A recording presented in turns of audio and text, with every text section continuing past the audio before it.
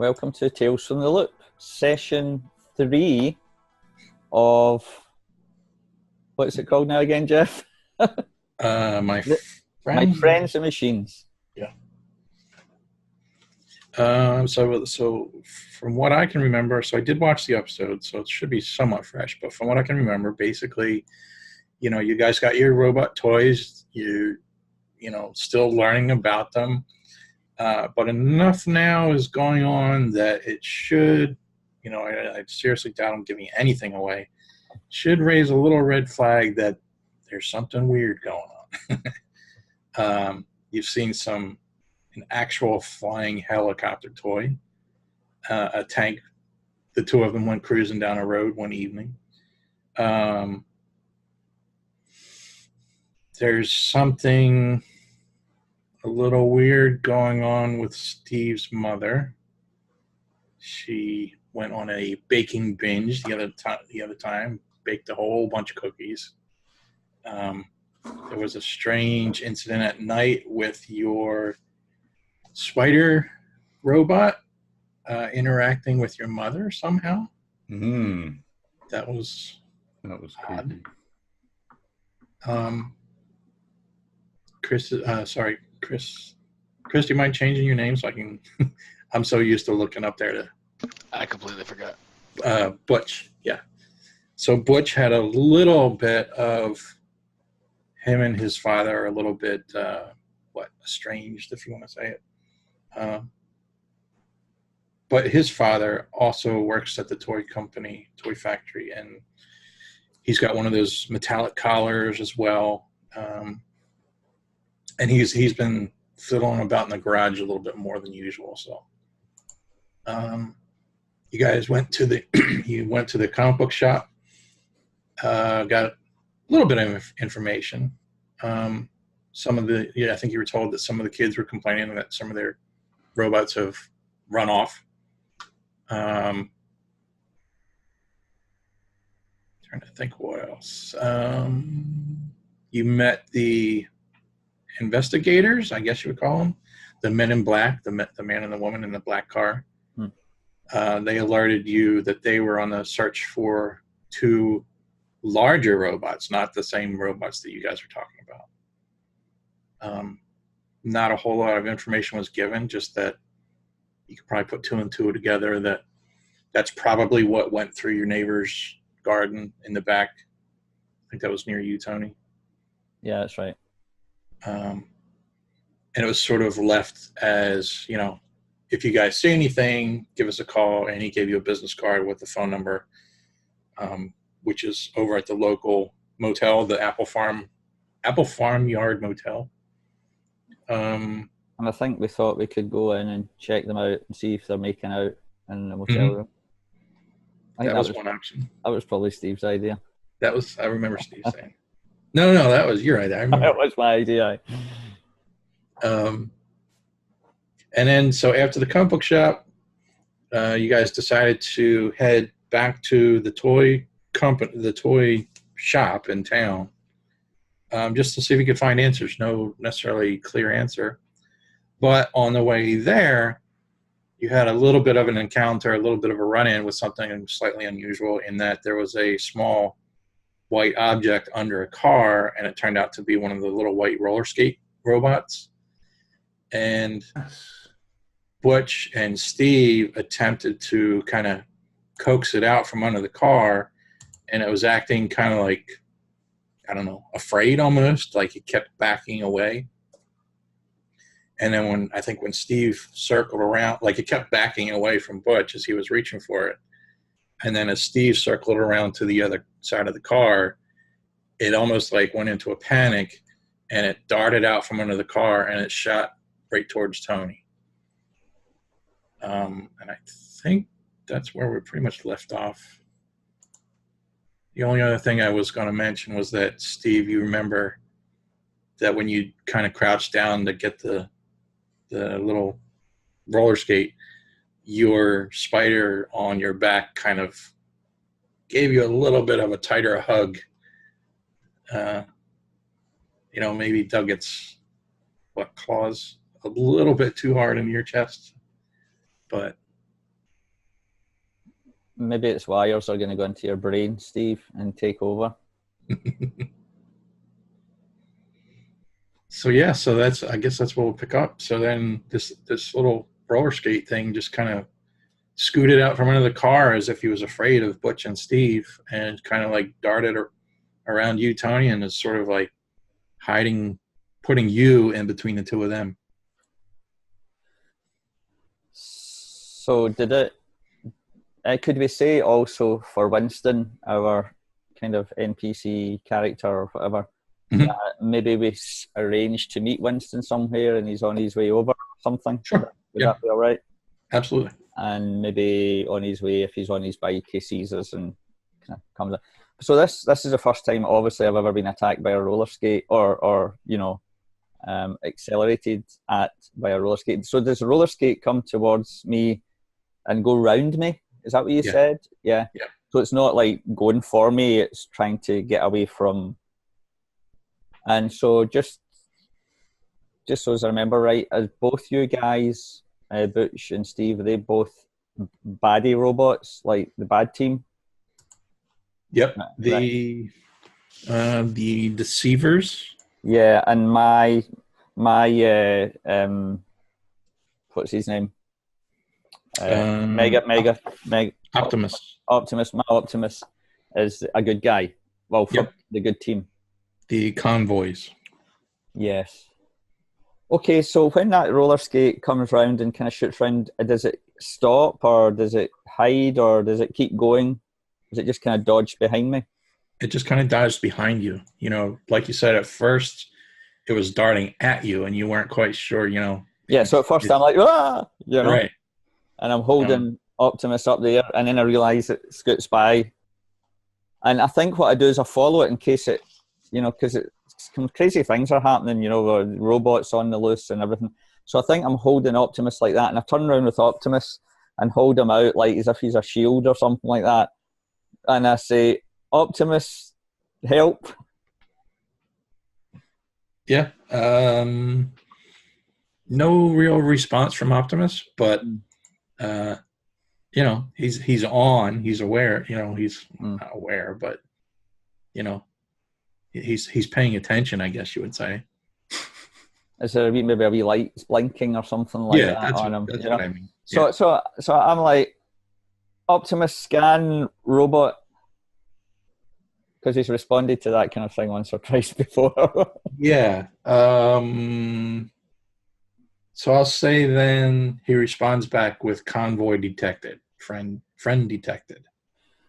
Okay, so I kind of wee bit of a sigh of relief, and then I turn around to see what the guys are doing and what their robots are doing. And just to refresh, so Mick, Steve, your spider is sort of like an 8-legged backpack at the moment. You know, it's kind of like it's the larger robot and you're sort of wearing it to carry it around almost. I'm sort of keeping my distance from the roller skate one because I don't want my robot to attack it like it seems to have developed a habit of doing with things. Yep. And the same with you, Butch.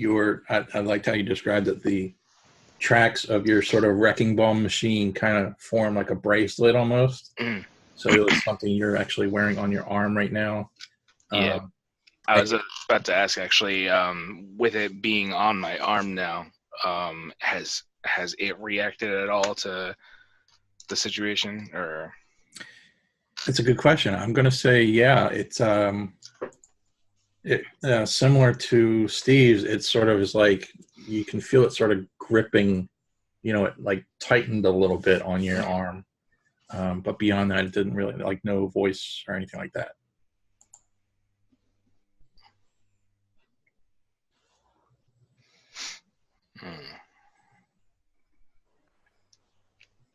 So Tony's beginning to get the idea that these robots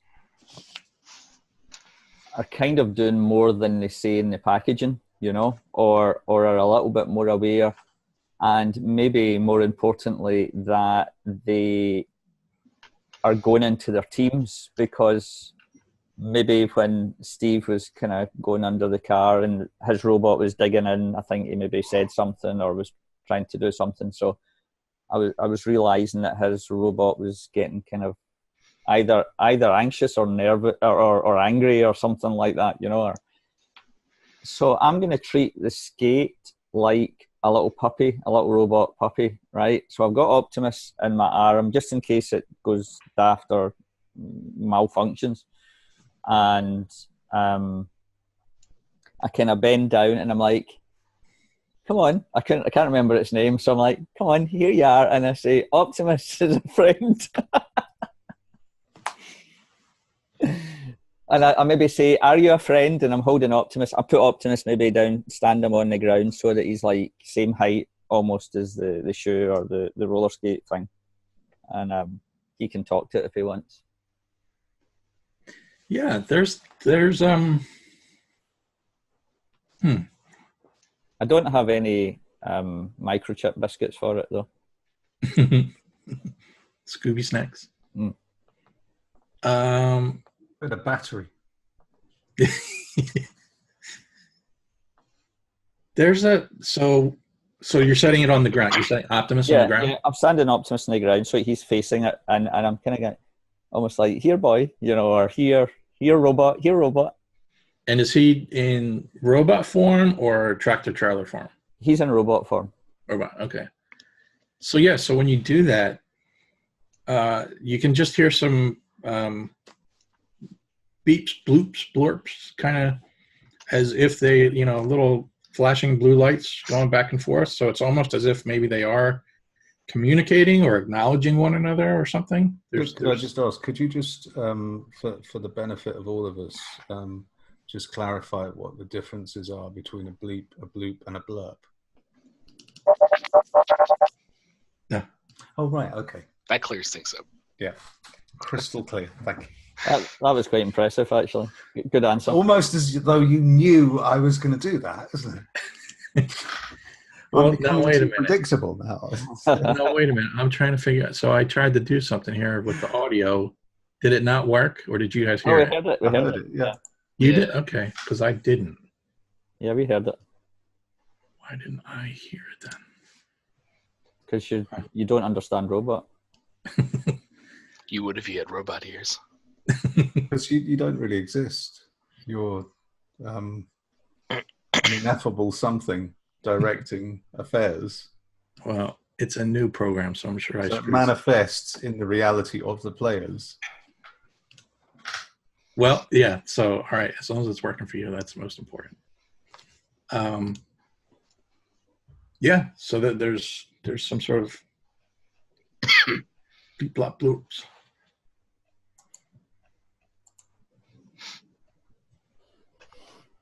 Maybe around this point, Winston's just skidded to a halt down the end of the street, and he's seen us all shouting and moving, and you know, things happening. And we're like, "Hey, Winston, come on over here! You know, come and see this." Yep. So he pulls up on his bike, kind of skids to a stop.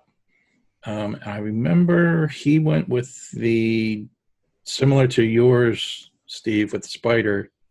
He went with the larger one, which I think was an aircraft carrier. Oh, that could be bad news. Yeah. Facsimile. The factory Fantastic. turns into an aircraft carrier. Yep. Yeah. So that's kind of big and awkward, but I'm going to say he brought it with him. But it's like in his backpack, like his backpack's full, you know, like it's kind of like sticking up over his shoulder. And so it's really just kind of an awkward sort of wobbling about. Well, if Winston's kind of skidding over towards where I am and where my robots are, I'm like, don't bring your robot fantastic too close, you know, just because I think you're on the other team. The guys seem to be, the robots don't like each other, so I don't want him to get into a fight with his big giant thing. Just to clarify, he's on your team. Oh, he is on my team. Sorry, he's a convoy. Yeah. Oh, apologies. Okay, I'm saying I'll bring him over then because he's on my side. I say exactly the opposite. Yeah, so he arrives and you know there's a similar, you're seeing a little bit of lights flashing and LEDs kind of blinking on and off. So there's almost like they're sensing one another.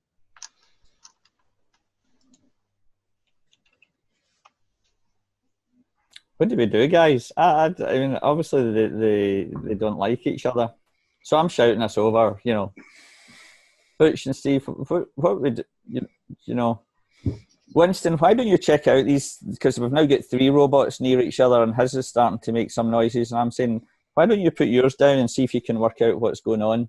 Seeing as he's good at programming, tinkering, and whatever the heck that other one was, calculating. Calculate. I'm continuing to keep my distance just because I'm worried that if I start going near like 3 other convoy ones, it's going to dig in even more deeply into my back. Yeah. And possibly refuse to come off.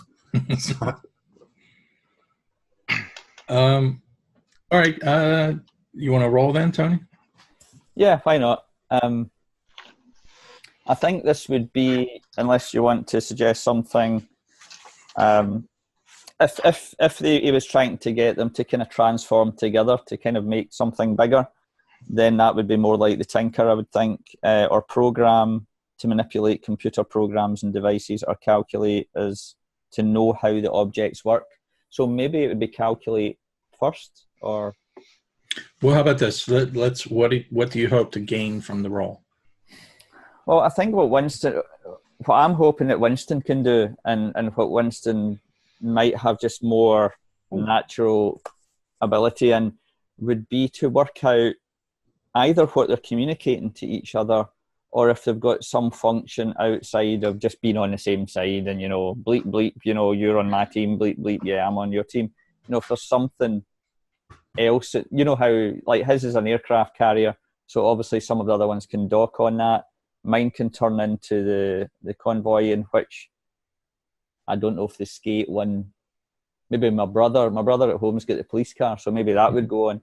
But I don't know if there's something that they can do together, you know? Are they going to connect, or are they going to communicate more, or I don't know. I think what we were talking about before, like with the Spider and with Rex, is that like the base station, the other ones will in some way connect and form some sort of an alternate, you know, something. Battle station, weapon, whatever you want to call it. Yeah. I don't necessarily have that all worked out, so we can just come up with that on our own. Yeah, that's fine. But so go ahead and, you know what, let's do this. I wish I had like I've got a bunch of cheat sheets, but I don't necessarily have something that tells me. So actually all of those skills, Jeff, are the same in terms of the points, because they all come under tech. So Winston has 5 on tech and 3 in all of those skills. So he actually gets a pretty big 8 dice. Okay. For any of those. So shall I just roll 8 dice? Yeah, let's do that. And then depending on how many successes, I'll give you some information. So I think he's trying to work out. I mean, obviously we know because we've read the boxes that they can connect. So he might want to mess about with that, but he's maybe working out what they're communicating first, if he can, or what they're trying to say. Wow, I got 1 success and 8 dice. I bet if Bill were here, he would have rolled better. Yeah, probably would have. I'm just looking at the calculate the ability to know how technical objects work and how to use them. Mm-hmm. It could be robots, machines, magnetron ships, cyborgs, or an alarm clock.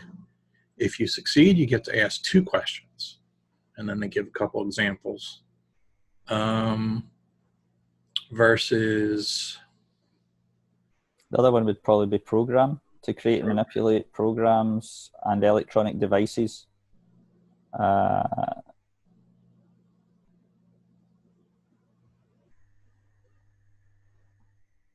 program skill can be used to manipulate electronic items, examples including infecting a computer with a virus, disabling an alarm or electronic lock, confusing or controlling robots, operating strange objects like time machines, transformation globes, sometimes you have to use calculate first in order to figure out how to do it. Well, what do you think? I mean, I'm happy doing the calculate first so that he can begin to understand what's going on. And then if he begins to get an understanding, then we could maybe roll a program if he's going to try and press some buttons and make them do the right thing. Yeah. Yep. Also, as Steve mentioned, it's good for programming VCRs.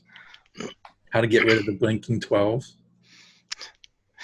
I do have some natural ability in that myself. Actually using that weird list of numbers that they had underneath TV programs in the listings guide. Oh, yeah. For recording automatically. Mm. Yeah, that's right. There's worked. A flashback. Well, do you want to go with one of the standard? Like, I'm getting the gist of what you're asking, but I'm wondering if you can narrow it down. Can I go for a couple of questions then? Yeah. Right. So I want to know, how can I use this? Winston's trying to work out how can he use the 3 of these more than just 3 independent robots, and if he's, how can he use it? Right. Here's what I'm going to say then. So Winston, I believe his iconic item was his laptop computer. That's correct. He's got that about with him usually. Yeah. So I'm going to say that you guys kind of move to the side of the sidewalk, out of you're not in the road anymore.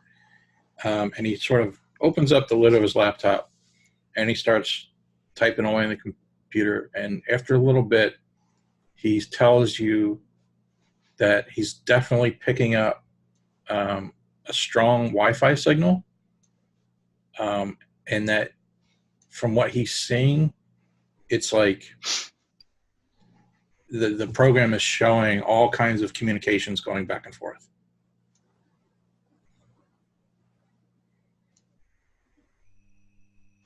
In other words, it's more complicated than just one is acknowledging the other. They're actually trading information of some sort. Mm-hmm.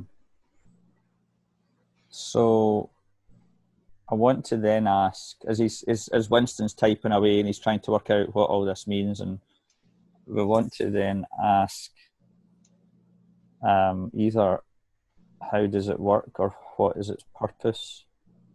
I want to ask what's its purpose. What, as he's pressing the buttons, and does he see any kind of relation to, like in the actual text of the code that's maybe popping up,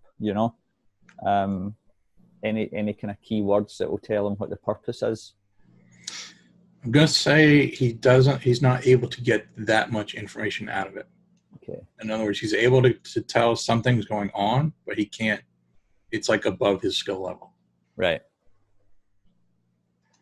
Which that in itself is, quite impressive. Because Winston's pretty good, So Butch and Steve hear Winston loud enough to go, "Hey guys, these things are talking to each other more than what we think. There's something going on here." Mine hasn't said anything. What would happen if we wrapped one of them in tinfoil? They probably wouldn't get any signals from the aliens. You think it's aliens? Could be. Who knows what's going on? Did we? If we got any way of getting in contact with that guy with the fish? Yeah, I bet he'd know what this is. He gave us his house address, sure. Because we wanted to go and see Penny. Well, I did anyway. Tony says.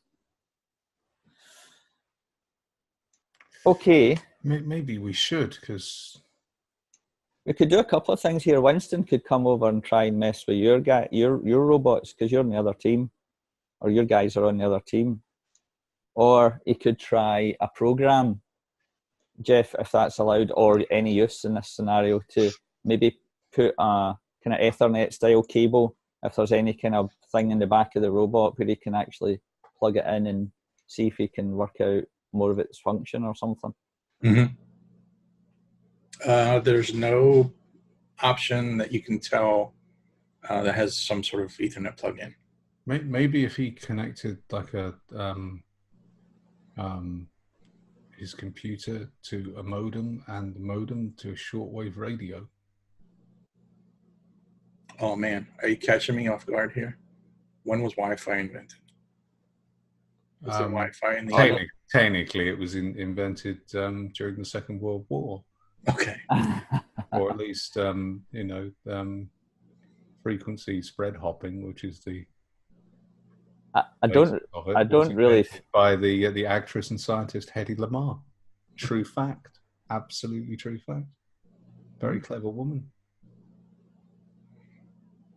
Well, let's just say then that with our robots and technical alternate universe, Wi-Fi is prevalent in the 80s.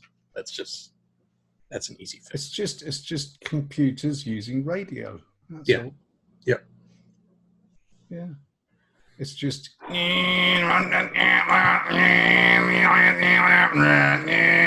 FM probably, because otherwise there'd be too much signal deterioration. My headphones are a bit loud, Mike. Seriously. I'm about 2 feet away from my microphone as well. That was quite effective. I just reprogrammed every remote in your house. There's a toy robot moving in the corner of a room. What's going on? Well, here, all right. So let's switch on the TV, and everything's just going to be on that blue AV channel now forever. I guess to move this along, then I'll say that Winston can just tell that there's some heavy-duty communication going on, but he's not able to interpret it. It's above what he's able to know. Now maybe, now that he's aware of it, maybe he can think about it or study it or come back to it later. But like while you're just sitting here on the sidewalk, it's not something you can easily. We need to take it to the house or a lab or something at least. Yeah. Now I'll also remind you too, Tony, you came up with the idea that maybe you might get some sort of reward for finding these lost robots. So maybe we could just pick up where you managed to scoop up the roller skate, stuff it in your backpack, and then you guys can continue on to your trek to the toy store. Sounds good. So as we head on the way, and I think, are we on our bikes? Did we bring our bikes here last time? Yeah? Yep. As we're all going, and I'm saying, hey guys, because an idea struck me.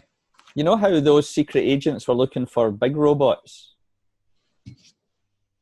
And if our little robots can communicate, like, wirelessly, then maybe they can pick up, maybe we could use our robots, if Winston knows how to work this, maybe we could use our robots like a radio receiver to use them to find out if these wee guys are sending signals, then maybe the big guys send signals as well. Yeah, maybe they're just like copying what the big ones are doing. Could be. And I've got my lucky D20. And if I roll a 20, it always means something great's going to happen. Let's get back to the toy store then. Is it the toy store we're heading to? Yep. Do you guys want to, we didn't really talk about it in detail too much from the last time. Anything in particular you're necessarily going there to discover, or we'll just let it play out? Well, I think, do we want to know that if there's other robots gone haywire and... Yeah, if people have been taking them back or something, or complaining about them. Yeah, or going missing. And how many days has it been since the launch? Is this just like the next day or 2 days later? I forgot the timeline exactly. Yeah, this is, I think... I could be wrong, but I think it would be day 2. And I think I do remember the last episode, we decided it was going to be on a Sunday, and I had said that the toy store is probably going to be closed, but that I don't want to deter you from not going there because of that. That may actually work in your favor. Maybe Butch could get another one if he wants. Wink, wink. You don't know that. No, I don't.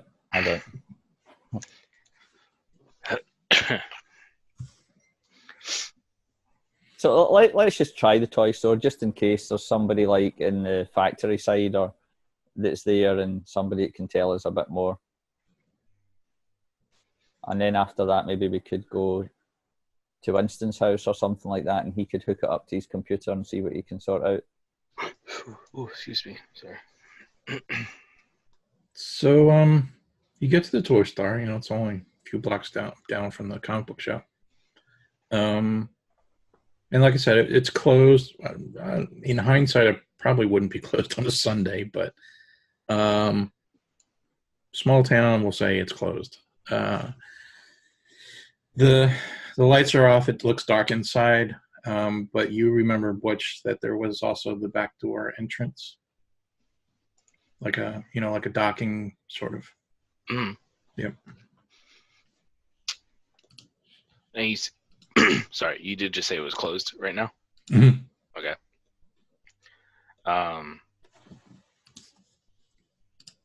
Like as we get closer to the store, and if I'm just kind of imagining as we're approaching, like I see that it's closed, but I just keep still walking, and that like I kind of see everybody slowing down. It's like, well, it's closed, and but Butch just keeps going, and you just see him kind of start walking right around the side of the building, and he's like, come on, guys, come on. He just waves them down. That's right. I remember when you broke in, so to speak, to the storage section from the inside of the store, didn't you? You like walked in.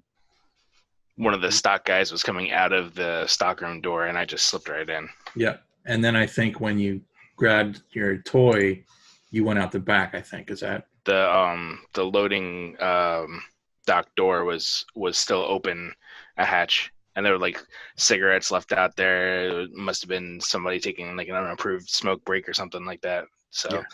Since it was like just the right, like that was, I think I used a luck for that, didn't I? I think so. I don't remember exactly, but I remember, in other words, what I'm trying to, you are familiar with that backstory, Jerry, and you're familiar with the door. So it's not like you're just walking blindly. It's what I'm trying to. Oh, okay. Yeah. Yep. Yeah. So you make your way around the back of the parking lot, and you're not really easily seen from the street at this point. You're back behind the store now. And there's the loading dock that we talked about, the garage door, and then there's a side, regular door. Can I go up and check to see if either of the doors have any means of access? Like if I can turn the knob for the regular door and see if it's open. I'm assuming it's probably locked at this point, but yeah, I'm gonna say it's locked. Yep.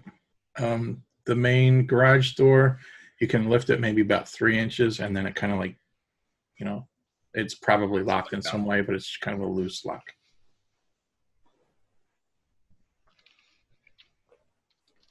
Because Tony's a bit of a manic talker, he's like, hey Butch, is this where your dad works? Is this the bit that he works in? Assuming that's why you know the area. No, I've seen some people here before, so I don't know. Maybe somebody forgot to lock up or something. Maybe we should ring a bell and see if somebody's in, so that they can come and tell us if there's any other robots going crazy. Or why don't you see if your robot can scan and see if there are any other robots in there? I mean, because we don't want to go to. What if all the robots in there have woken up or something? It could happen. That would be cool. Could be a bit scary. You don't know what they're up to. He's like, presses a button on Optimus and comes up to the door. The shutter can just kind of go up a little bit. Mm-hmm. And he's like, Optimus, scan for convoy. And then if he doesn't respond much to that, I'll ask him to scan for the other one. Deceivers. Okay. I have an idea for after that too. So okay, go. Yeah. Go ahead. I'm still thinking, so go ahead. Okay. Well, what I was going to suggest, depending on what happens after that, that Butch kind of gets the idea, and like he like looks down at his wrist, and sees Recamax still like good to go, and he kind of takes the wrecking ball part and he like clicks it onto the rail that was the crane arm, and just him just trying to find some other way. He aims it at the doorknob for the regular door, and he says, "Recamax, fire!" And he tries to see if the thing will do any damage to the door. Nice. I like it. Not what I was expecting, but I like it. Trying to think if I should get you to roll something for that. I feel like I want to make you do a force roll.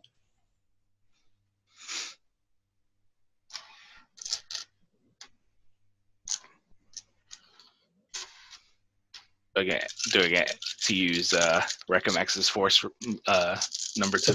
Yeah, like you're kind of like forcing the lock open. It's almost. Right, so I got 5. Just making sure I remember this: 5 body and 3 force. So I got 8 total. Yep. Okay.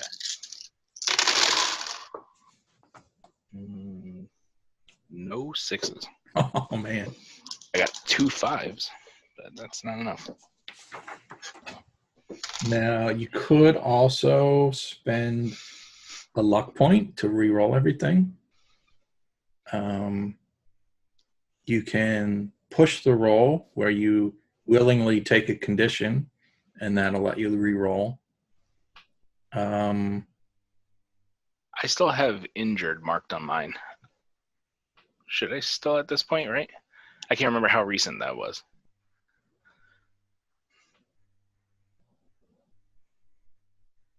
Curse a month-long hiatus. Yeah, I can't remember either. Yeah, just erase it. If we can't remember, it can't be that important. So. Okay. I'll take a condition for it then. Okay. Which condition would you want to take? It's up to you. Doesn't have to be.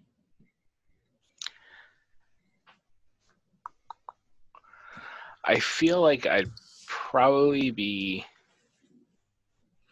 either scared or injured, depending on the outcome of what this does. If maybe it ricochets back and hits me and it injures me, or scared that I'm breaking and entering. Well, you tell me. Which one do you think?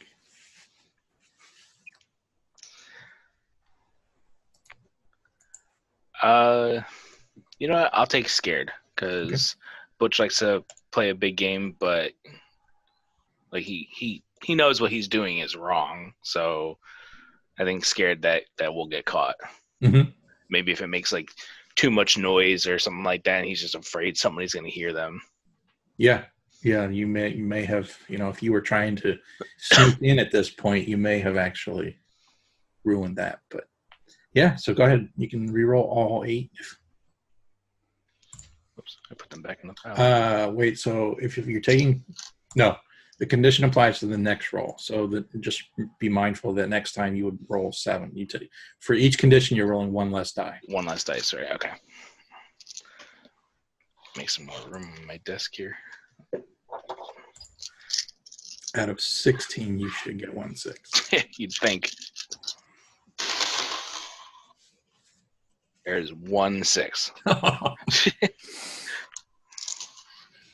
Well, it was a bit of a stretch for this plan to work anyway, but we'll say, yeah, it's like smacking it with a hammer, and just, the gods were on your side. You hear a little click after the loud thunk of the wrecking ball hitting the doorknob. Does it like physically like damage the doorknob, or? I'll say there's definitely some sort of damage to it. Like it may not be able to lock from the outside anymore, or there's a big dent in the lock area.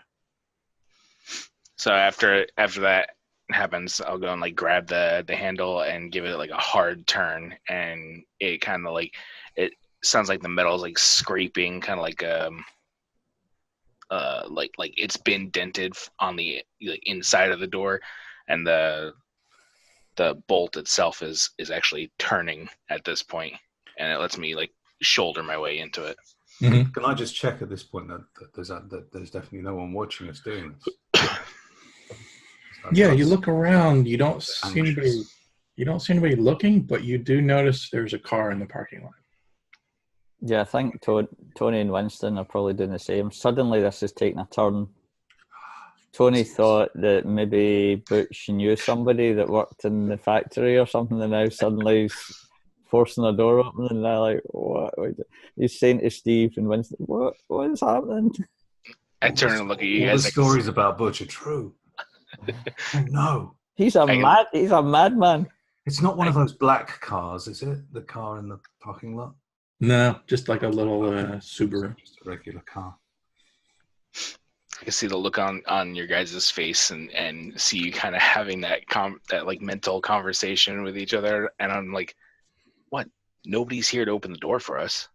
Gotta improvise. Come on. Tony's now so scared that if he doesn't go in, somebody's going to come to that car and see them all, go home, tell his mum, and the police are going to get involved. So he just scurries in, like, really, like, quick, guys, come on, hurry up. Did you say, do you still want to go back to what you were doing with Optimus, to putting them in front of the door? Well, I think we could probably do it because the situation's maybe gone a bit crazy. Maybe I'm holding Optimus in. I'm saying that as we're going in. Optimus scan, I'm carrying him and I'm saying Optimus scan for, the different robots. Okay. You hear this, I hope? Enemy detected. Sounds quite Scottish. Optimus. Did you get paid voice actors for this? I haven't been paid for that, and I'm quite annoyed about that. Did you sign a release for that? Jeff, you'll be getting a letter from a lawyer. Yeah, so there's an enemy detected. One. Right, anyway, I think I'm happy to get in outside of the street because I'm more worried about somebody seeing us outside the enemy. Are we all piling in, guys? I guess so. Yeah, I think we'd be better off going in there just so that no one sees us hanging around outside. And push the door over. Yeah, I've already shouldered my way in, so I'm standing on the inside waiting for you guys to get in. Right. Yeah, so you get in, and it's a bit of a mess. They just had this grand big sale, and now, things were hectic and chaotic in the store. And so there's a lot of boxes laying around and a lot of packing and shipping material scattered about. There's a bunch of unopened new boxes, like up on the storage shelves and everything. But for the most part, it's dark. The lights are off. The store's closed. Do you guys want to see a map? Would that help a little bit? Yeah, why not? Just throw this up there. Guys, I don't think these robots were made in the US because this sounds foreign.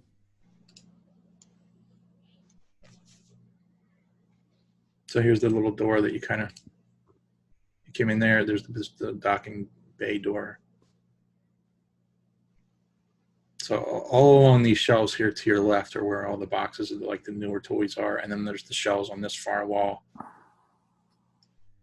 Are there any security cameras? Yes. Butch, you can answer that, I believe. I remember there being one on the inside, but now that he's saying it, there probably was a security camera pointed at the back door that we didn't look for. I'm assuming I've got a hoodie, something like. Yeah, I think we all are. I just look like any other kid with a giant spider on his back. You'll never find me with a blue tracksuit. You mentioned that last episode. wearing a very unique tracksuit. I don't think when I saw it the last time though, that I did anything about it. I think I just kind of ran in, checked one of the boxes, and it just so happened to be that particular one had some of the toys in them, so I grabbed it or somebody was stashing one away, maybe, I think is what we decided. I think it was just a matter that you found what you were looking for. Okay. And if I remember correctly, it was a matter of like you were sort of on your way out when you came to the realization that there is a security camera, and that there were chances were good you were probably caught on security camera. So yeah, I'm gonna say you probably look up and there's, you see at least one in the storage area, but you're not sure. Maybe it's turned off. Store's closed, so I don't see a light on it or anything like that. right. So I probably just kind of hold my finger up and like, shh, and I like where that where it looked like on the map, it looked like there was probably like a long shelf or a wall right next to that single door. Mm-hmm. So I would probably like just put my back up against that shelf a little bit and slowly start to like creep along there to let them know that, like stay out of sight. Just using body language. Mm-hmm. Okay. What maybe Winston's like, because there's an office right next to where we came in. I think that's the door we came in. There's an office. He's like, if that office was open, I could maybe go in and try and hook the robot up or something in there. Maybe tries the door. See if it's locked. Yeah, let me just, I didn't pick up on what you said. You said something about the robot. I didn't pick that up. Well, if the office is open, then it would give him some space to try and plug in a robot or tinker with the wires, unscrew the back of it, and maybe see if he could hook his laptop up. Okay. If that's possible with the kind of equipment he would have in his backpack. If not, let's go home or go to the science lab at school. Mm-hmm. Well, I'll say this: you try the doorknob and it's unlocked. Is there any little blinking lights in the office? You don't see anything. Hey, they'll have an office computer, right? So you're opening the door, right? Yeah, Winston is. Yeah. Okay. Tony's not. He's too scared. Okay. When Winston opens the door, there's like a big desk, big office desk, tons of papers, everything scattered about, not very neat. And on the back wall, there's like a couch, and I forgot the name of the guy, Henry, the toy store owner. He's asleep on the couch. Wait, right, so I'm guessing Winston's probably the only one that's opened the door and headed in, and suddenly it's like we see him from behind and he's like freezes. I always knew guys who ran stores lived in their stores at night. And maybe my starts. mum said that I was dreaming, but I knew they did. I'm guessing Winston is tiptoeing backwards, like dum, dum, dum, dum, dum, and pulling the door back over really quietly. Let's all do the comedy tiptoes of the shop. There's nothing sitting on his chest beaming anything into his face, is there? Oh, that's a point. Does he have a collar? Yeah. Yep. I'm not going to make you roll because you asked me directly. He's wearing a silver collar. And was there a robot near him? No, not There's robots around you, like new in the box, but there's nothing. So Winston comes in and he's like, guys, there's a guy sleeping in there. And we're like, I don't know, Tony's like, I'm going to try and roll my d20. See what happens. Just roll it quietly.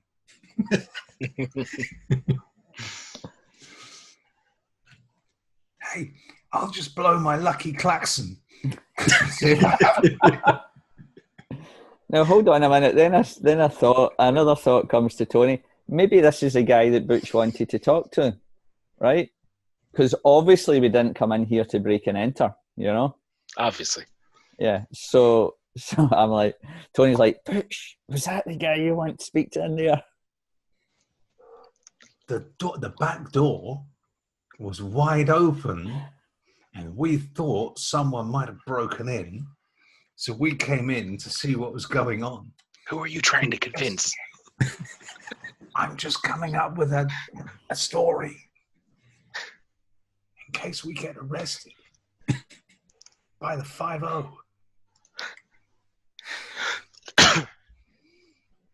Or Holmes and Yo-Yo, it's the 80s, unless Holmes and Yo-Yo might turn up and arrest us. Tony says quietly to Optimus so that the guys can't hear him, Optimus, are we in danger?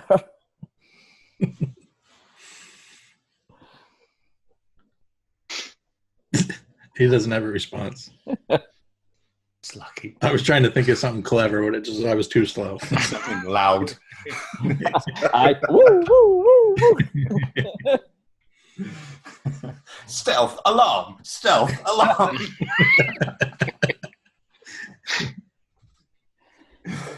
And just at that, all of the robots jump off the shelf, start smashing, fighting each other, and causing all mayhem, you know, and everybody wakes up.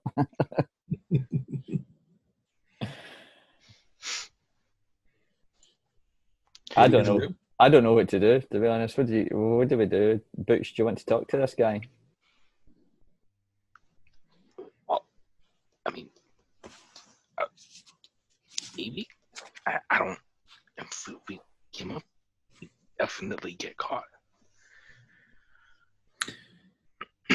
I'm going to ask you to do an idea roll. Yep. I'm going to put it in this investigate. Am I saying that right? Yeah, investigate. For Butch? I'll let you guys pick for one of you. You can talk, see who has the best. I'm okay with that. I have nothing in investigate. Well, if I could kind of be a bit manipulative, I could say that I've got 4 mind and... Oh, no, hold on. Sorry. Lead. I was going to say lead, but that's heart. So that's not going to work. I've got 5 heart and 2 in lead, so that would be 7, but it's more like a mind thing, this. What have you got, Mick? Which Steve's... My investigate is 0. But then what's your attribute score for investigate would be mind, right? Yeah, I've got 3 in mind. I've got 4 for mind, just as a basic roll. So can you do that? Can you use just your attribute to back up someone else if you don't have points in that skill? Yeah, I don't see any reason why you could consider that a help. Yeah. I can help Tony. But if you help Tony, you're basically giving him 1 extra die. And then if he fails, you would take a condition along with Tony. Okay. Don't worry, it's just confused, and we're confused anyway. I'll take that risk because we need to try something, right? We've broken into a building. Desperation is the name of the game. I'll give you the option, Mick. You can roll the dice if you want, or I No, I'll let you roll the dice. My D6 is almost certainly cursed. Okay, so I've got 4 in mind plus the help, so that's 5 dice. So that's not too bad, right? Hopefully. Sure. And if this goes all wrong, I've got my lucky D20. All right. I'm just going to run. Yes, 1 success.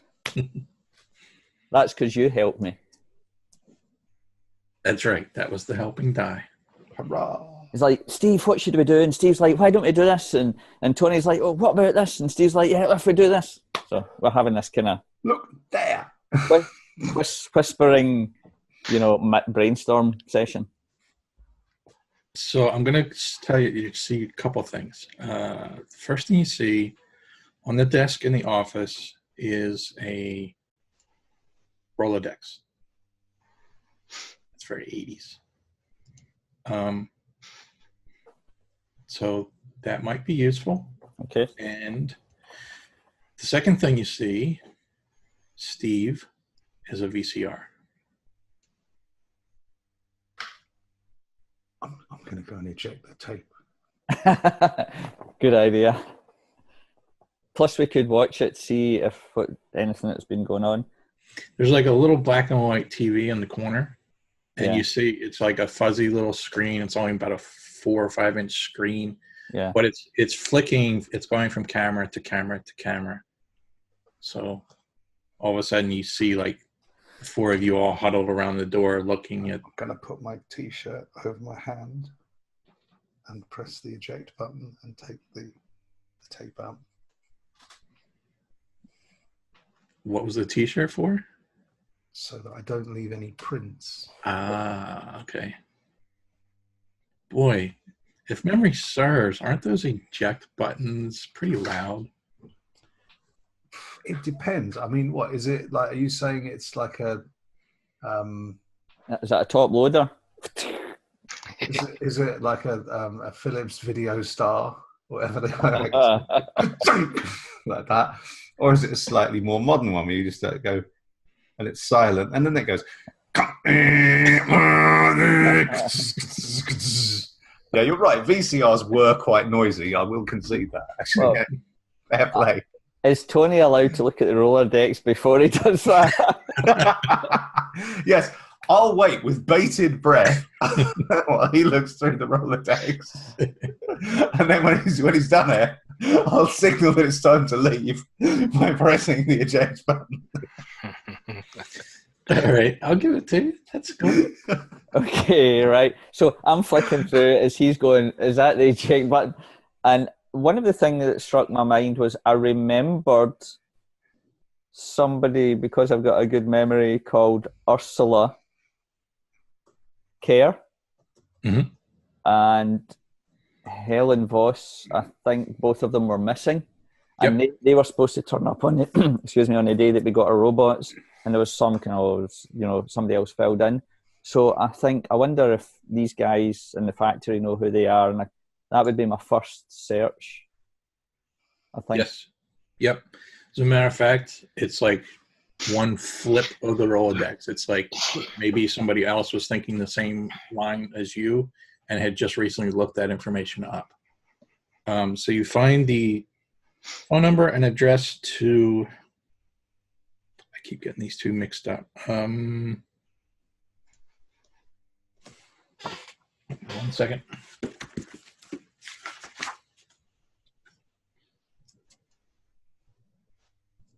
You find the address and phone number to Ursula Kerr. Okay. You know what? We'll say too on there. It tells you that she's the designer. Oh, wow. Even better. I may have mentioned that before. I don't remember, but if not, it's on the card. Like her title.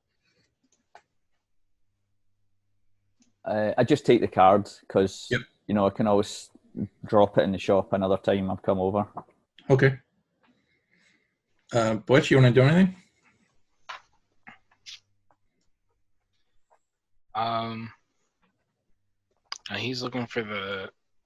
He was looking through the Rolodex, and Steve was getting the tape, right? Mm-hmm.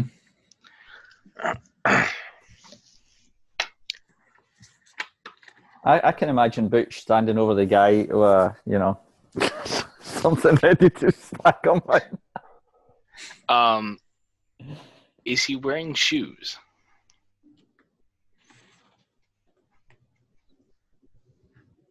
I'll say the shoes are kicked off, and they're like just as if he like laid down to take a nap or something. Just kicked the shoes off on the couch before he sat on the couch.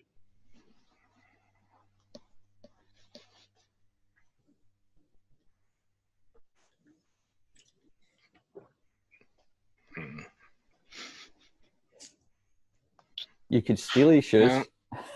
You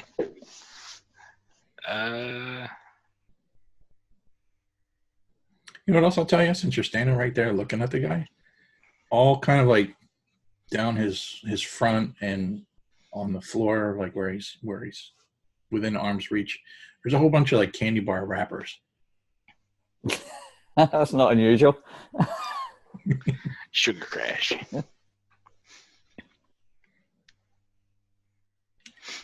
Does he just look like? Can we see he's actually sleeping, like he's breathing, or can Butch? Yeah. I mean, his chest is rising. It's almost not quite a snore, but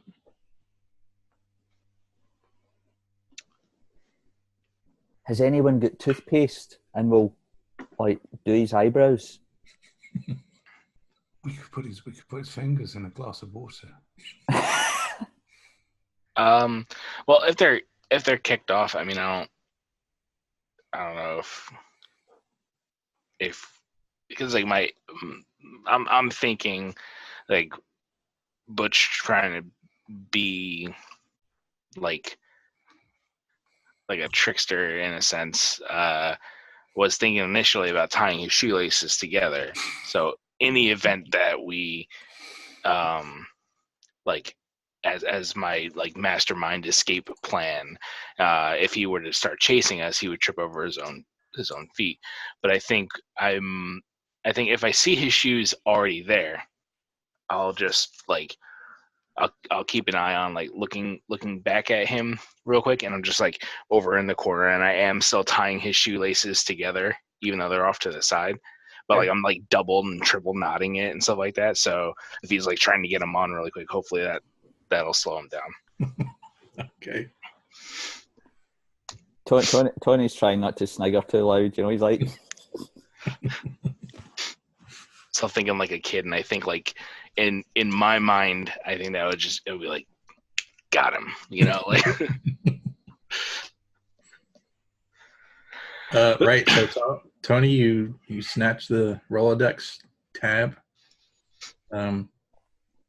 Anything before Steve pushes a button? Anything you want to? Any last call? Anybody?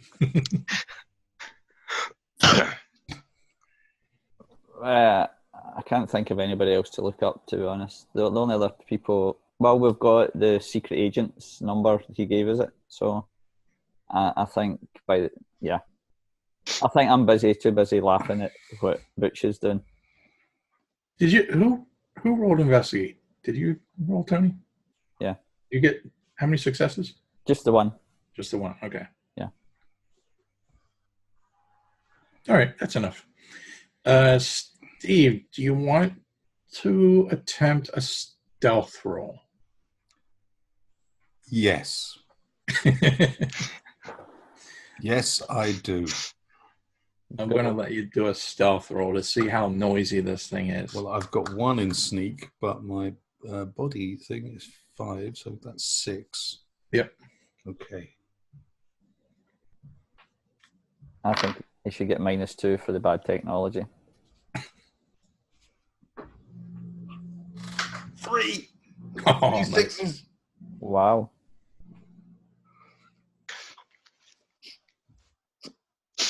Now, there is a trick you can do with the video recorders, as you'll probably know, Mick. Push it in very slightly as it's coming out. Yeah. If it's a front loader, it goes and you can slow it down with your hand. Yeah.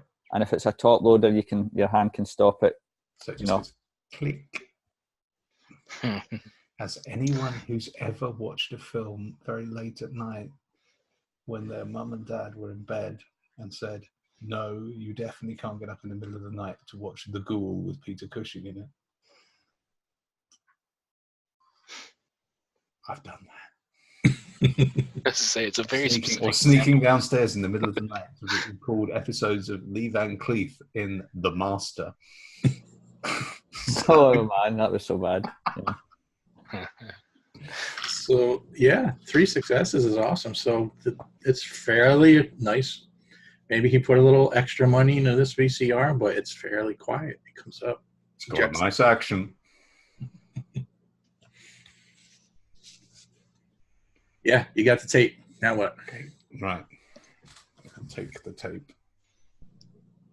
I seriously want to put some toothpaste or something on this guy because I just this is just too good an opportunity. Then he'd know that someone was there, as opposed to like not knowing that someone was there because the videotape had been stolen and the back door had been smashed in. Is there any? Does he have? Obviously, he's sleeping there, right?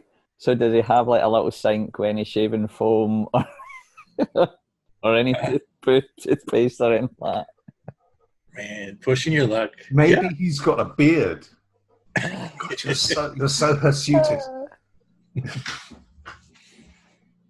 Yeah, I'll say sure.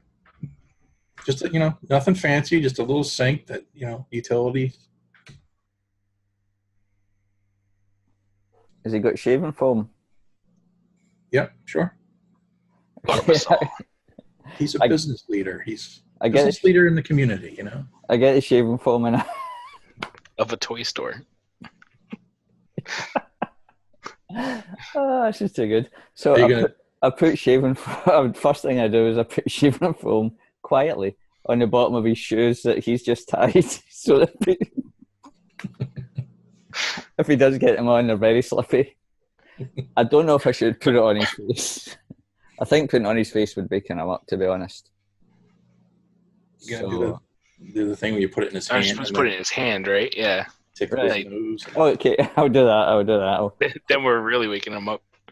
I'll put a little ball on his hand, and then I'll look at Butch to see if he wants to do anything. I'm not doing anything else. That's about as far as my bravery goes. Which do you want to add to the mayhem or no? This is like a whole adventure on its own. Part of me is feeling like I'm being one-upped here. Like, my whole master plan was to just tie his shoelaces so he'd have a hard time chasing us if he woke up, and now everybody's like going with like the foam and everything like that. Like, why don't I see if there's like a bottle of like a laxative or something like that and pour it in a soda. This guy's he went to sleep one night in his toy store and he just woke up to the worst day ever.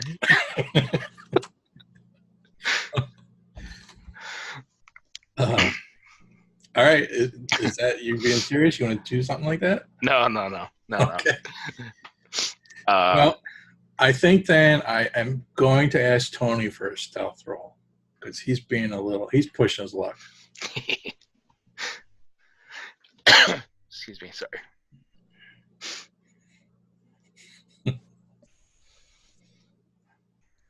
I was getting carried away clearly because I've only got 3 on body and 1 in sneak, so I've got 4 dice.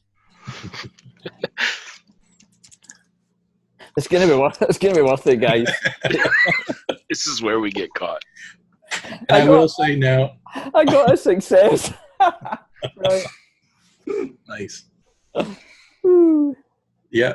I'm pure like kind of rubbing it in a wee bit with Butch because he's like the dude, and I'm kind of like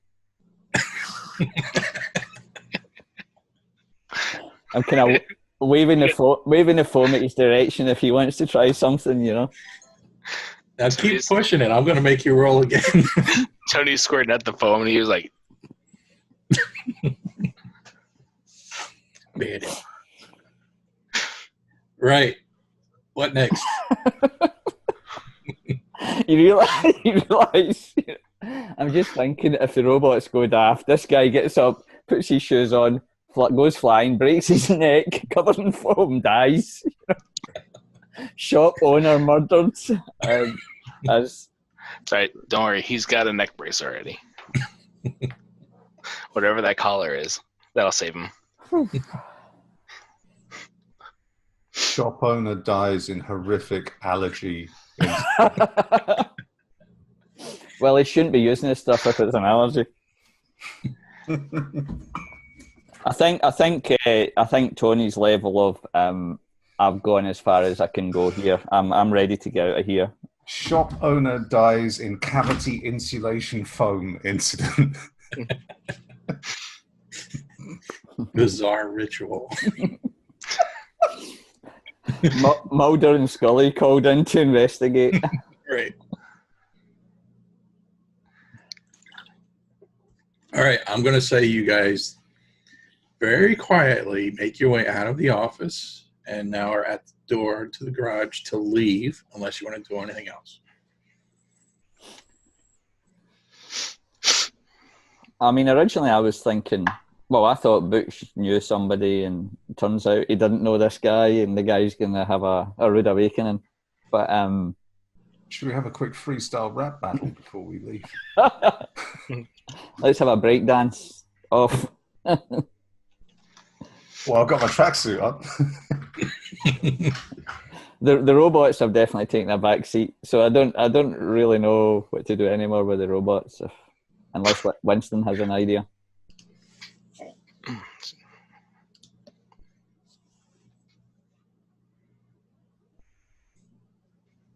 Okay, we'll bring the scene to a close then. You guys make your way out. You manage to get out without the guy waking up somehow. So you're kind of standing there at the back parking lot now, and what do you want to do? I'm paranoid in a very paranoid way. I'm wiping down all of the doorknobs as we go with my t-shirt. Tony immediately. In real forensic terms, what I'm actually doing is I am spreading telltale fibers from my t-shirt everywhere. Tony starts sprinting towards his bike, laughing hysterically with nervous laughter as he tries to get out of here. Not really knowing where he's going next, I think. I go to put the videotape in my backpack and then remember that my backpack is actually just a giant robotic spider. Right. Well, we could go home and watch the video, you know? I mean, really what we'll probably see is us sneaking about. And a guy eating loads of chocolate. Yeah, but I suppose we could see... I don't know how long the videotape is, right enough, but we'd maybe see if there was anyone bringing. Well, I don't know. It wouldn't. It's not really. I want to see if anything weird happened with that guy wearing the collar, because like something really strange happened with my mum. I know. What was that? I woke up in the middle of the night and I couldn't find my robot, and it was in my mum's bedroom on the end of her bed. And she was just like sitting up, but she was still asleep. And it was just like sitting in front of her. And then I picked it up. And as soon as I picked it up, she just like went back to sleep. She didn't wake up. She just like went back down. Oh, Winston says, well, maybe if these guys are connecting by radio waves, maybe they were transmitting something to your mum. So Winston says, I need to take a look at one of those collars. I want to mess about with one of them and see what they do. Yeah, well, I'd quite like you to take the one off my mum, because it's creeping me out, that thing. Well, why don't we go back to yours, Winston says, and we can watch the video and I can have a look at your mum's collar, because she'll be home probably. Okay. Yeah, let's do that. Butch, you got any ideas?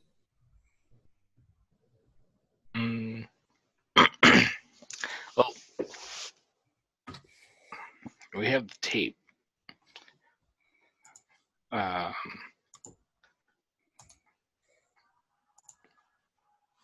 have nothing extra. I mean, I would like to see if we were, seen on there at some point.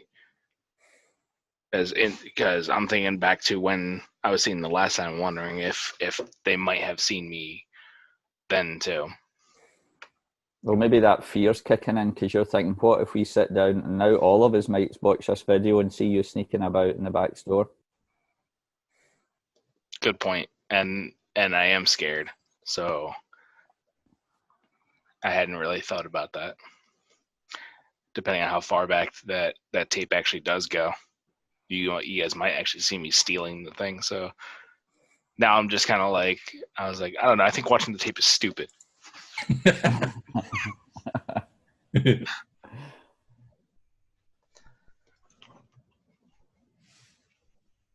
What's it going to be? Well, I think we should head back, and Winston can also try and hook up. Either go after maybe going to Steve's house, checking out the collar if his mum will let them, and watching the video. Then Winston can maybe mess about with the robots, see what they're doing. Okay. Hook them up to his laptop or his home computer if he's got one. Mm-hmm. All right, so we'll just fast forward then. You arrive back at Steve's house. Pile up your bikes outside and go in. And Steve, what's your mom doing Sunday afternoon? I don't know. Baking.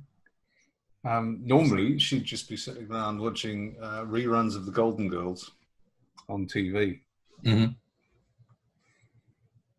I'm hoping she's not going to be baking. That's beginning to freak me out.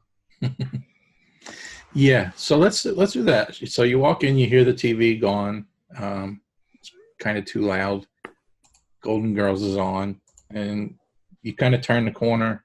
Do you announce yourself when you come in, or are you just kind of going in like normal? Yeah, I'll just go in as normal.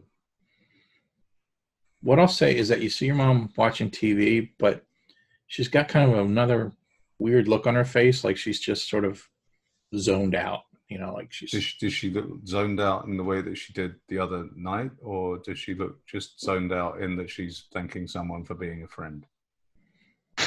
Right. Like somebody is way too much into the Golden Girls, you know. Oh, wow. This is starting to freak me out. Look, this is what I mean. Look what she's doing. She doesn't normally look like this when she's watching the Golden Girls. She's not even laughing. Well, which is understandable, but Tony's kind of going around to see if she's noticing them, like, you know. Mm-hmm. Hey, Mrs. Surname. And with that, she kind of like shakes her head a little bit, and she looks at it and she says, "Oh, boys, I didn't hear you come home. How are you? Did you eat lunch yet?" No, we didn't actually. We're quite hungry. We're starving. Steve said you've got a lot of cakes. Oh, don't mention the cookies. Cookies, yeah, sure. Yeah. I got bags of them here. Do you want? Make sure you take some home with you. Yeah, please do. And Winston's like, say, Mrs. So-and-so. What's your second name, Steve? Do you know? Surname. Mrs. Tsunami. Say Mrs. Surname. Do you... Our family were originally from Suriname, but when they arrived at Ellis Island, there was one of the many spelling errors that became notorious with them. So we're now the surname family. And he's like, could I take a look at that? You know, and he starts asking about the neckband and how he's doing some project for school starting up, and he's wanting to, you know, see if he can hook it up to his laptop. She reacts by just sort of like, you know, like, well, what do you mean? Take a look at it. You know, I have to wear this for work. I'm not allowed to take it off. You know, you're not going to damage it, are you? No, sure, no. Just we want to see if it's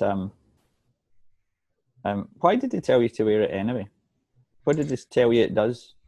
They said it's got some sort of a chip or something in it that lets us go in and out of the factory.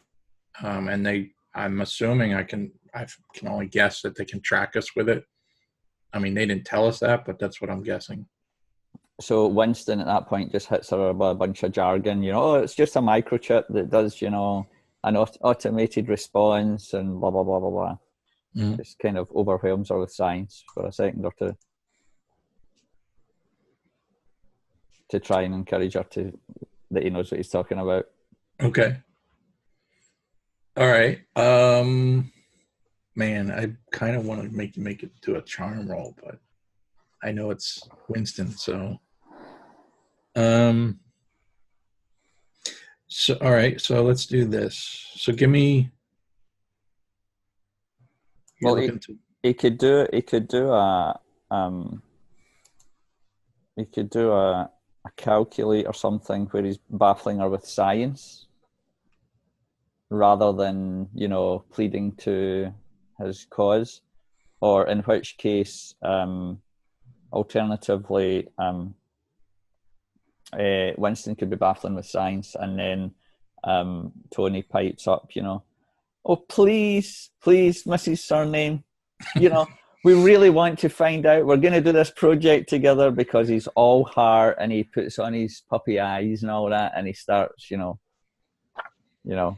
really doing the ridiculous, innocent routine, All right, go ahead. Roll charm for Tony. That's good, because it's one of my goodies. So I get 7. 5, 6, 7.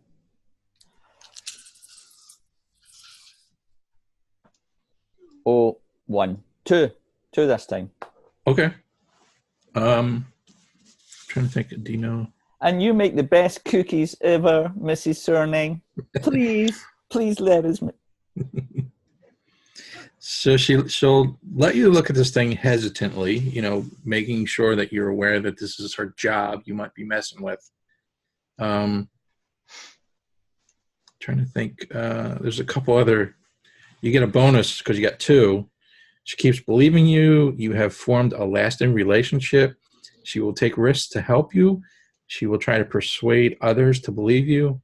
She's frightened, confused, or impressed, or she's infatuated. Right, okay. Any of those strike? Mrs. Surname has got it going on with young Tony. Steve's mom has got it going on. I think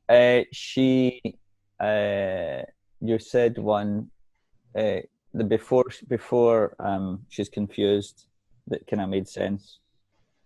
She will try to persuade others to believe you. No, before that one, I think. She will take risks to help you. You have formed a lasting relationship. Right, she'll take risks because she maybe feels, she shouldn't take it off, so she's willing to take the risk to, this wee guy's such a cutie, I'm so glad he's friends with my Steve and all that. Yeah. All right, so she lets Winston take a look at things, and give me an idea. What are you hoping to learn here, Winston?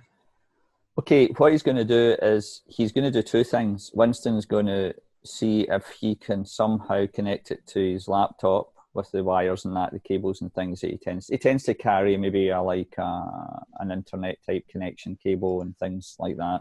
Mm-hmm. And secondly, he's maybe going to take one of the robots, probably his own robot, and put the neck band close to it, and try and do what he did earlier and monitor if it's communicating to the rest. In fact, what he would probably do is take Steve's, because Steve told the guys a story about, and he would put it next to the neck brace. Obviously, now it's off her neck, and see what's going on between the two, if there's the same kind of level of communication. And so 2 things really. That might take a little while, Okay, yeah. Well, let me just tell you one thing first. So he starts looking at it. There's no input jack or anything like that. So it's just all smooth chrome, basically. Yeah. It feels like it's a light material. It almost feels like it's plastic that has like that chrome finish to it. If you look really closely, you can see just a hairline of what might be like a seam, or like maybe it clips together, but there's no obvious, like, you don't push a button to release it. So basically, after like looking at this thing for a while, there doesn't seem to be any way to get it off her neck.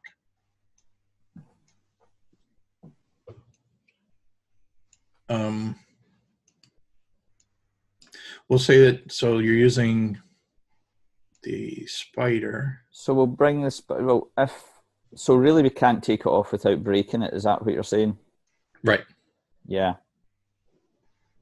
So I guess she'll maybe bring them some cookies and milk or something along that line, or juice, and then they'll sit her down and Winston will be gabbing away about how all the science stuff, and then meanwhile Tony's being the you're almost like your new adopted other boy, Mm-hmm. and he'll try and pick up if there's that wireless signal, that radio signal as they might call it, Mm-hmm. going back and forward. Okay.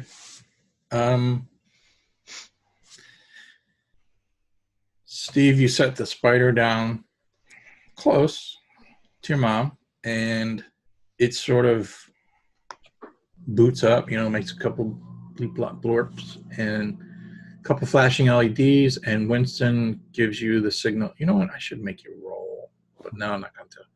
Winston gives you just a thumbs up that he's picking up a connection between Steve's mom and the spider. Oh, I don't like this. But I'm going to let it happen anyway, just because I want someone else to see this. Now, here's a question. Steve, I'm going to say you're there. You've got your spider. This is your mom, so you're there and present. Butch and Tony, you're doing whatever at the moment. Winston is monitoring the computer. Are you reacting so that she knows something's going on? I guess this is more a question for Steve. I thought we were sort of standing behind her. Okay, that's fine. I mean, I'm seeing what happens. I'm gonna if it looks like the spider's gonna actively sort of climb onto her, then I'll stop it from doing that. Yeah, no, there's no reaction like that. It's just there's. Oh, you'll try. Yeah.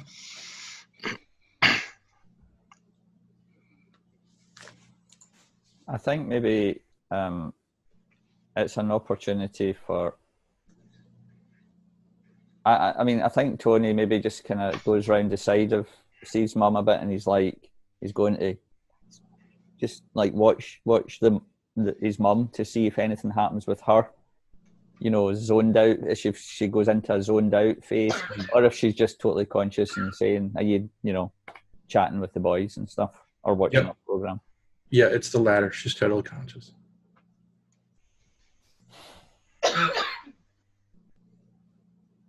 Anything in particular you want to do here, Butch?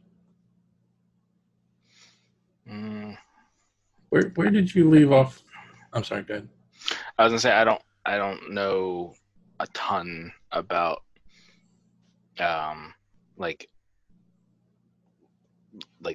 the deep electronics or anything like that. So I'm just kind of watching Tony and just kind of like he has like a puzzled look on his face because he's just like what are we accomplishing here? Like so he's just watching at this point. Mm-hmm. Where did you leave off on the videotape? Because I'm sure Steve has a VCR player. Did you want to look at it or not? I think we should. Yeah, I think we should too. Well, I'm asking Butch. I think it's stupid. Come on, Butch, you really want to, All right, but I'm going to fast forward through all the boring stuff. All right, so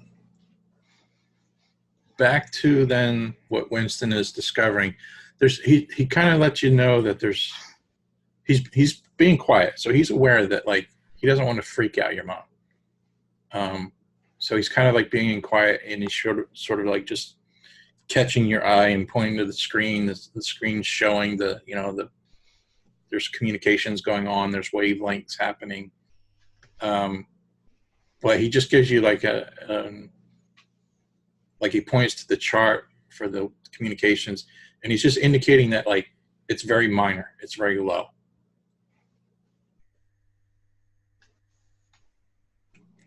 Is it going back and forth between them? Yes.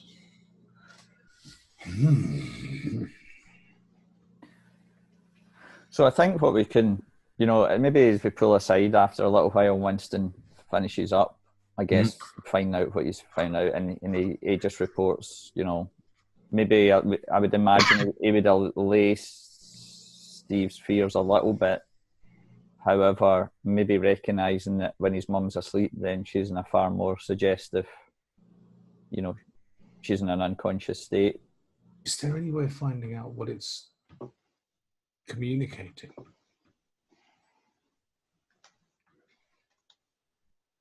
Winston says that maybe, like tonight, he can maybe study it more, hook it up to his base station, and maybe Tony, if you're willing to give him the roller skate.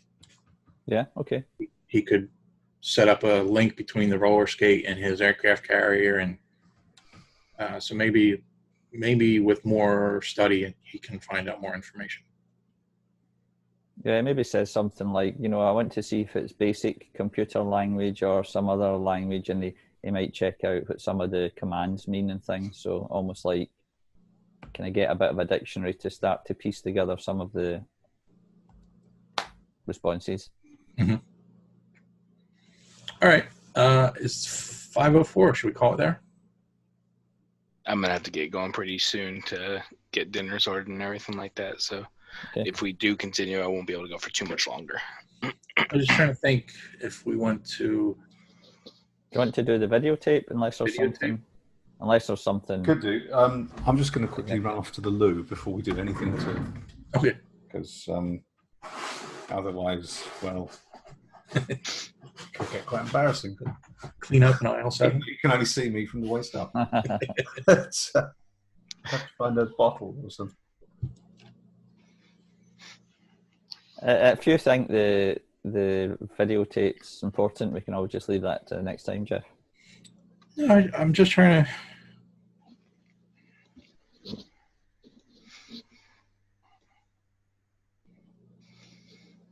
Admittedly, we kind of got a little bit of a late start today. Yeah, that's true. I don't think we actually got into the game until 3:30, 3:40. Yeah, something like that.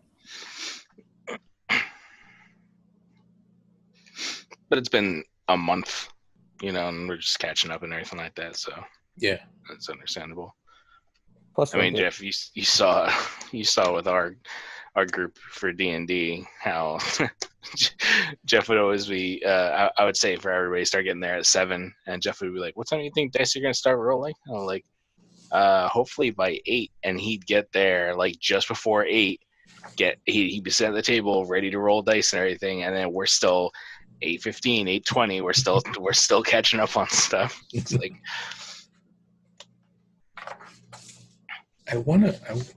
I'm so used to Cthulhu with like luck rolls and things like that. I don't really see anything that equates to a luck roll. Oh, you could use a point of luck. I would be happy to use a point of luck.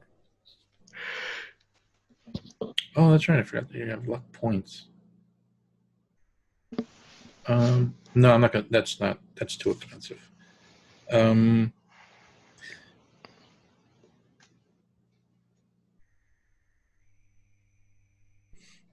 Well, I'll wait till Mick gets back, so it'll give me time to think.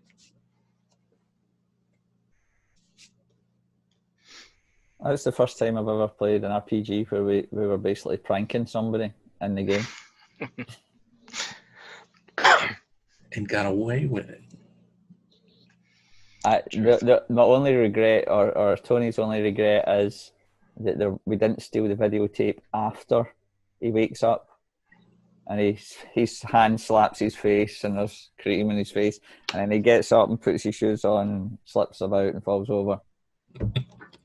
Maybe in the future that would be a common occurrence where folk would prank people like that and video them. Who knows?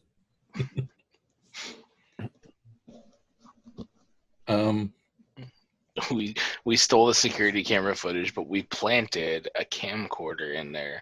So now we have to break in the next day to see what happened. Yeah. Oh, really? You're pushing our luck.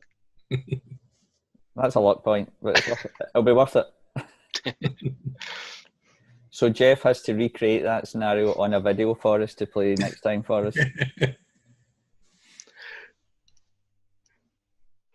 Oh, I apologize, Jeff, for the excessive yawning and stuff like that. Just I did not sleep well at all. And Yeah, no problem at all. I'm just glad you were able to join us.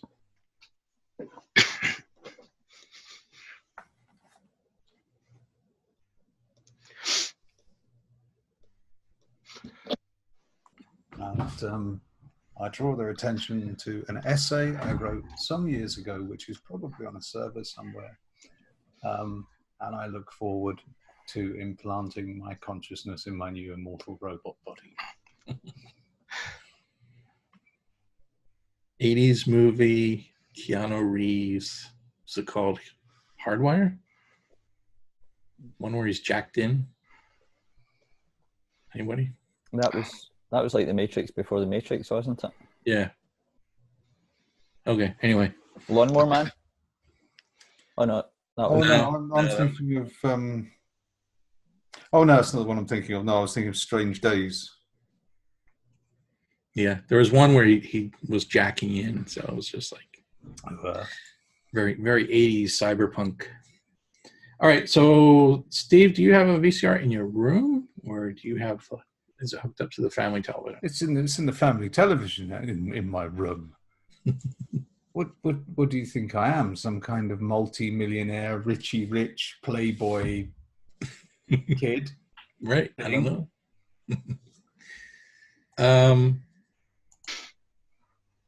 You're gonna have to interrupt your mom's Golden Girls program.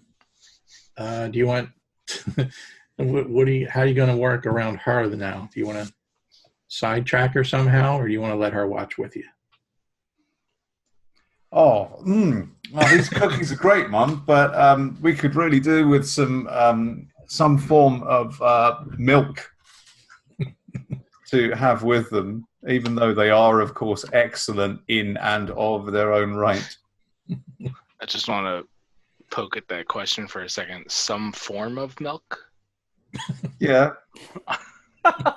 Like dog what do you milk. think he is? Some sort of Richie Rich kid with normal milk? We can't be. We're not rich enough to be fussy about the milk we have. I mean, sometimes it's dog milk, sometimes it's cat milk, which is faintly fishy. All we've got are these cans of evaporated milk. Yeah, sometimes evaporated milk, which is empty because the milk's evaporated. At the moment, I think we've got a choice of possum milk, Wolverine milk, or some animal called a cow or something. Steve, did your mom not offer to make us something to eat and we just took cookies? She did offer to make us something to eat, and we did just take cookies. These cookies are great, Mum, but they lack a certain substance that our growing bodies need. So, after all that, I won't make you roll. Because that's how teenage boys speak. You role played out of that. So she gets up to go into the kitchen. That's how I spoke. She's like, sometimes, Steve, I do not know what you're talking about. You pop the VCR in, and Butch, you rewind the tape, and much to your, what's the word for good? Not enjoyment, but you're relieved. You're very relieved to see that it only goes back about 24 hours. Was it Johnny Mnemonic that you were thinking of? That's it. Oh, that was awful. That was. Great short story. Awful film. Although I think at the time I probably really liked it, but I can't remember. Probably not as bad as Replicas, though, judging by the reviews. Which is a shame, because I actually really want to see that. But I'm sorry, Jeff. Go ahead. So you pop the VCR in. So your initial theft is not on the tape. Oh, good. I actually say that out loud. So you start watching the tape, and of course, it's all boring stuff, right? So at some point, fast forward. That's my plan. I'm going to ask for either investigate or comprehend. I have none. I'm going to go for comprehend because I've got 1 in comprehend, which would give me 4 dice as opposed to 0 in investigate. And you can all do this. Okay. We can all make the roll? Yeah. Okay. You can pick either one of those, whichever works to your favor. I've got 1 6. Success. 1 success. Okay. Tony or Butch, you get success? Nope. Okay. I only had 2 days to roll out of that. Okay. Oh, actually, I should have only rolled 1 dice, right? Because my scare condition. That's right. Yeah. So. All right. Well, Steve got the success. So you're fast forward, and maybe he's working the remote because it's his VCR. Fast forward, Tony and Butch, you didn't catch it at first, but then suddenly, Steve, you noticed that the lighting changes. So it goes from like late afternoon, it goes into the evening, into darkness. You can see like the office lights are getting shut off. There's still light in the office though, like on the side desk kind of thing. And suddenly, you're fast forwarding it, and there's a lot of like nothing's moving. You see him get up, the toy store guy, he gets up, you see him lay down on the couch to fall asleep. And what you're assuming, there's probably a timestamp, late in the night, you notice that there's about 5 robots. They all sort of start gathering right around the base of the couch, and they eventually get up, and they're onto, he's kind of like laying on his stomach, and you see them all sort of gather and form like a circle or a ring around like his head area, like on his back and around his head. Wow. Can we see which kind of robots they are? Are they convoys or deceivers? Deceivers. See, guys, you should have got the convoys. I didn't want to roll this game. Like, I think we need to tell that FBI guy that they're taking over that guy's mind.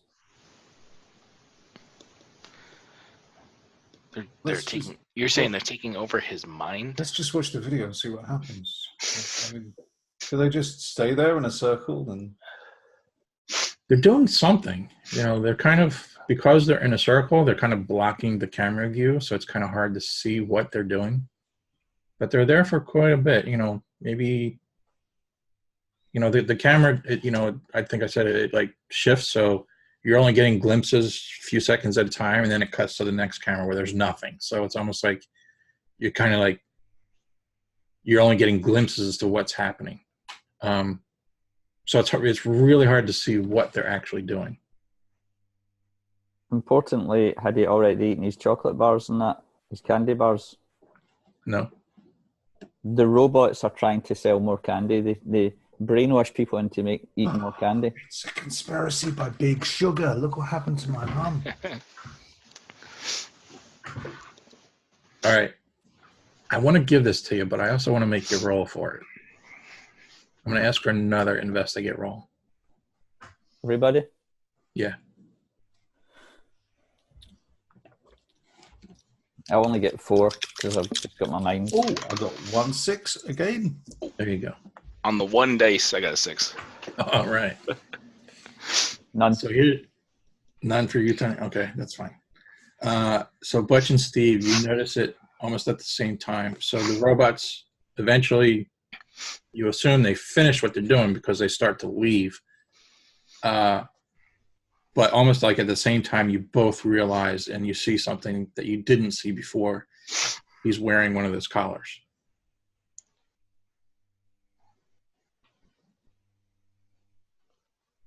I think Tony's like, his eyes are like, he looks at Butch, he looks at Steve, he looks at Winston, and then he turns around and looks at Steve's mum. Oh, I'm going to look straight at Winston and just say, look, you've got to find out what they're doing, why they're communicating with these collars, what they're doing. They put the collar on that guy. Why has he got the collar, and if he just works in the toy store? The robot put it on. We need to get that collar off your mum. Hey guys, my dad has one of those on him too. We need to get the collars off, otherwise they're going to do something crazy. Yeah, this is properly creepy. Remember, your team are called Deceivers.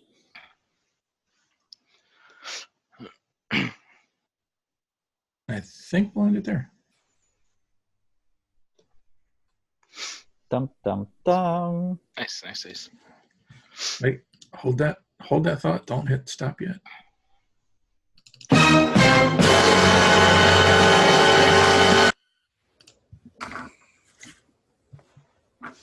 Message received.